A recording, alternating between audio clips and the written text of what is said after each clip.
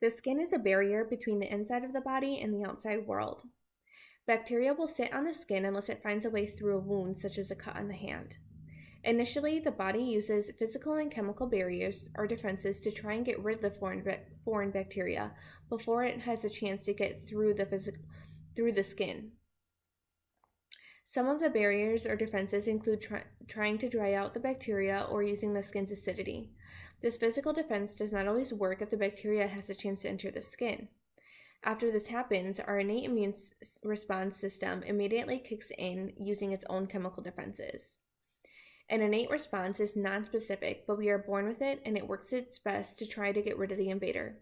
First, cytokines are released, signaling that there has been a cut or a wound, and raises the body's temperature, promoting the redness and swelling that you would see on the affected site. The system then recognizes the invader using macrophages that then moves to the site of the infection or trauma. Through phagocytosis, the cell attaches itself and engulfs the invader. Then lysosomes are combined, releasing toxic chemicals that break up the bacterial cell into pieces that are then released, resulting in the destruction of that bacterial cell. If the innate immune system response is unable to fight off the bacteria, then they recruit an adaptive immune response system that is building up antibodies days after the infections or injuries occur. Although we are not born with this system, it is still very powerful.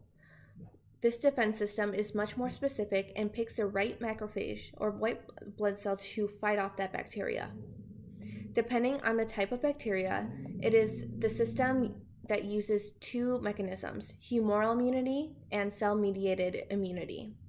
With humoral immunity, it works against bacteria, not viruses.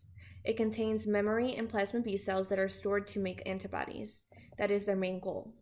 First, the bacteria will bind to a specific B cell made for that bacteria. Then it begins to divide through clonal expansion into active B cells.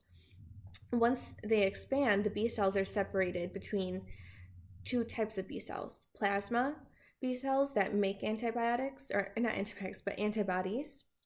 and memory cells, those that remember the type of bacteria, so that if the infection occurs again, they can respond quicker with those antibodies.